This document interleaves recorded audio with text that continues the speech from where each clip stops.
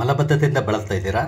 ಹಾಗಾದರೆ ಈ ಒಂದು ಸಿಂಪಲ್ ಆಗಿರುವಂತಹ ಒಂದು ಮನೆ ಮದ್ದನ್ನು ಟ್ರೈ ಮಾಡಿ ನೀವು ಮಲಬದ್ಧತೆಯ ಸಮಸ್ಯೆಯಿಂದ ಪರ್ಮನೆಂಟ್ ಆಗಿ ಹೊರಬರಬಹುದು. ನಮಸ್ಕಾರ ಎಲ್ರಿಗೂ, ಅಮ್ಮಿಸ್ ಲೈಫ್ ಸ್ಟೈಲ್ಗೆ ಸ್ವಾಗತ. ಇವತ್ತು ನಾನು ನಿಮಗೊಂದು ಮನೆ ಮದ್ದನ್ನು ಹೇಳ್ತಾ ಇದ್ದೇನೆ. ಅದೇನಂತ ಹೇಳಿದರೆ, ಈ ಮಲಬದ್ಧತೆ ಅಥವಾ ನಮಗೆ ಬೆಳಿಗ್ಗೆ ಈಸಿಯಾಗಿ ಟಾಯ್ಲೆಟಿಗೆ ಹೋಗ್ಲಿಕ್ಕಾಗಲ್ಲ ನೋಡಿ, ಆ ರೀತಿ ಒಂದು ಕೆಲವು ಸರಿ ಪೇಯ್ನ್ ಬರ್ತದೆ, ಅಥವಾ ಕೆಲವರಿಗೆ 2 ದಿನ 3 ದಿನಕ್ಕೊಂದ್ಸರಿ ಕೂಡ ಟಾಯ್ಲೆಟಿಗೆ ಹೋಗೋರಿರ್ತಾರೆ. ಅಂಥವರಿಗಾಗಿ ಒಂದು ಸಿಂಪಲ್ ಆಗಿ ಮನೆ ಮದ್ದನ್ನು ಮಾಡೋದು ಹೇಗೆ ಅಂತ ಹೇಳ್ತೇನೆ. ಇದಕ್ಕೆ ಬೇಕಾಗಿರೋದು ಕೇವಲ 3 ಇಂಗ್ರೀಡಿಯೆಂಟ್ಸು. ಬನ್ನಿ ಇದನ್ನು ಮಾಡೋದು ಹೇಗೆ ಅಂತ ನಾನು ಹೇಳ್ತೇನೆ.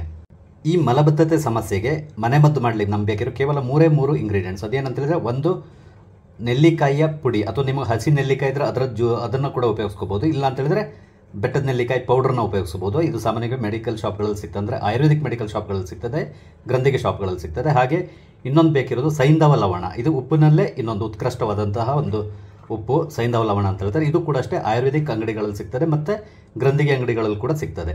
ಇನ್ನೊಂದು ಮೆಣಸಿನ ಕಾಳು ಇದೆಯಲ್ಲ, ಕಾಳುಮೆಣಸಿನ ಪುಡಿ. ಇಷ್ಟೇ, ಇದು 3 ಬೇಕಿರೋದು. ಇದನ್ನು ಈ 3ನ ಉಪಯೋಗಿಸ್ಕೊಂಡೊಂದು ನಾವು ಮನೆ ಮದ್ದನ್ನು ಮಾಡ್ಕೊಳ್ಳೋಣ. ನೋಡಿ, ಈ ಮನೆ ಮದ್ದಿಗೆ ನಮ್ಗೆ ಬೇಕಿರೋದು 1 ಗ್ಲಾಸ್ ನೀರನ್ನು ತಗೊಳ್ಳಿ.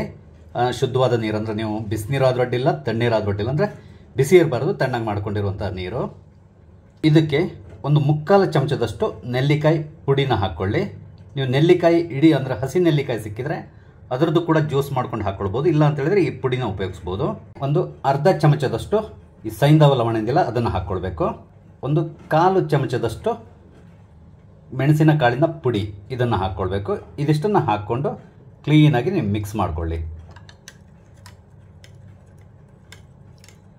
ಕರೆಕ್ಟಾಗಿ ಮಿಕ್ಸ್ ಆಗಬೇಕು ಅದು ಎಲ್ಲದು. ನೋಡಿ, ಕ್ಲೀನಾಗಿ ಮಿಕ್ಸ್ ಆಗಿದೆ. ಈಗ ಈ ಜ್ಯೂಸ್ ರೆಡಿಯಾಗಿದೆ. ಈ ಜ್ಯೂಸನ್ನು ಏನು ಮಾಡಬೇಕು ಅಂತ ಹೇಳಿದ್ರೆ, ನೀವು ಡೈಲಿ ರಾತ್ರಿ ಮಲಗೋಕ್ಕಿಂತಲೂ ಮೊದಲು ಈ ರೀತಿ ಜ್ಯೂಸ್ ಮಾಡಿಕೊಂಡು ಕುಡಿತಾ ಬನ್ನಿ. ಇದನ್ನು ಕಂಟಿನ್ಯೂಸ್ ಆಗಿ ಒಂದು ಅಟ್ಲೀಸ್ಟ್ 1 ವಾರ ನೀವು ಕುಡಿದ್ರೆ ಸಾಕು, ನಿಮ್ಗೆ ರಿಸಲ್ಟ್ ಗೊತ್ತಾಗ್ತದೆ. ಸ್ವಲ್ಪ ದಿನ ಕಂಟಿನ್ಯೂ ಮಾಡಿ, ನಿಮ್ಮ ಮಲಬದ್ಧತೆಯ ಸಮಸ್ಯೆ ಖಂಡಿತವಾಗಿ ನಿವಾರಣೆ ಆಗ್ತದೆ. ನೋಡಿ, ತುಂಬ ಸುಲಭವಾದಂಥ ಈಸಿ ಆದಂತಹ ಮೆಥಡ್ ಇದು. ನಿಮಗೆ ಸ್ವಲ್ಪ ಸ್ವೀಟ್ ಬೇಕು ಅಂತ ಹೇಳಿದ್ರೆ ಬೇಕಾದ್ರೆ ಬೆಲ್ಲ ಕೂಡ ನೀವು ಸ್ವಲ್ಪ ಮಿಕ್ಸ್ ಮಾಡ್ಕೋಬೋದು, ಇಲ್ಲ ಕಲ್ಸಕ್ಕರೆ ಕೂಡ ಹಾಕ್ಕೊಳ್ಬೋದು. ಯಾಕಂದರೆ ಇದು ಸ್ವಲ್ಪ ಕಹಿ ಇರ್ತದೆ, ಯಾಕಂದ್ರೆ ನಾವು ನೆಲ್ಲಿಕಾಯಿ ಪೌಡ್ರನ್ನ ಉಪಯೋಗಿಸಿರ್ತೀವಲ್ಲ, ಸ್ವಲ್ಪ ಕಹಿ ಇರ್ತದೆ.